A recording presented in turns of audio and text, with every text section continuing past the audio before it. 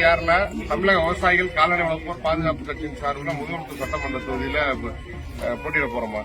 அதுக்கு உங்களுடைய ஆதரவு கண்டிப்பா வேணும். தமிழக விவசாயிகள் கால்நடை வளர்ப்போர் பாதுகாப்பு கட்சி நாங்க 2026 வருகின்ற சட்டமன்ற தேர்தலில் எங்களுடைய கட்சியின் சார்பில் இந்த முதுகுளத்தூர் தொகுதியில கண்டிப்பாக நாங்கள் போட்டியிடுகின்றோம்.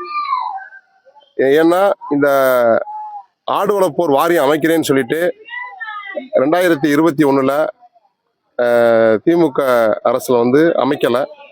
இதனால இந்த ஆடு மாடு வளர்க்கக்கூடிய மக்கள் பெரும் அளவில் பாதிக்கப்பட்டிருக்காங்க.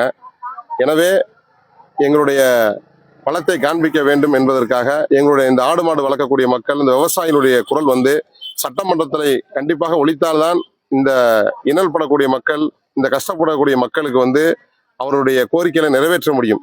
ஏன்னா சமீபத்தில் கூட பாத்தீங்கன்னா இங்க முதுகுளத்தூர் பக்கத்துல மேலத்தூவல் கிருஷ்ணாபுரத்துல சித்திரவேல் என்பவர் மின்கம்பம் சாய்ந்து உயிரிழந்தார். அதற்காக நாங்கள் தொடர்ந்து 4 நாள் போராட்டம் நடத்திய பிறகுதான் மாவட்ட ஆட்சியர் தலைவர் அந்த கோரிக்கையை நிறைவேற்றினார். அதே போன்று இந்த ஆடு மாடு வளர்க்கக்கூடிய மக்களுக்கு, இந்த விவசாயிகளுக்கு இந்த வாரியம், ஆடு வளர்ப்போர் வாரியம் இருந்தால் கண்டிப்பாக அவர்களை அவருடைய கஷ்டத்திலிருந்து காப்பாற்ற முடியும். அப்படி குறிப்பா இந்த தொகுதியில பாத்தீங்கன்னா குடிநீர் தட்டுப்பாடு நீங்க பார்த்திருப்பீங்க. இந்த ரோட்ல பாத்தீங்கன்னா பெண்கள் குறிப்பா இந்த செல்வநாயகபுரம், இந்த சுற்று வட்டார மக்கள், கிராம மக்கள் அனைவருமே பாத்தீங்க அப்படின்னா தண்ணிக்காக ரோட்ல அலைகிறாங்க. ஏன்னா இருக்கிற தண்ணி உப்பு தண்ணியா தான் இருக்குது. குறிப்பா இந்த மக்களுக்கு இந்த குடி தண்ணியை போக்க வேண்டும் போன்ற பல்வேறு கோரிக்கைகளை நாங்க முன்னெடுக்க போறோம். தொகுதியில மட்டும்தான் நீங்க நிக்கிறீங்களா, இல்ல தமிழ்நாடு லெவல்ல உங்க கூட்டணி அப்படின்னு அமைச்சோம்னா நாங்க முதுகுளத்தூர் மற்றும் இன்னும் சில தொகுதிகளை நாங்க கேட்க போறோம்.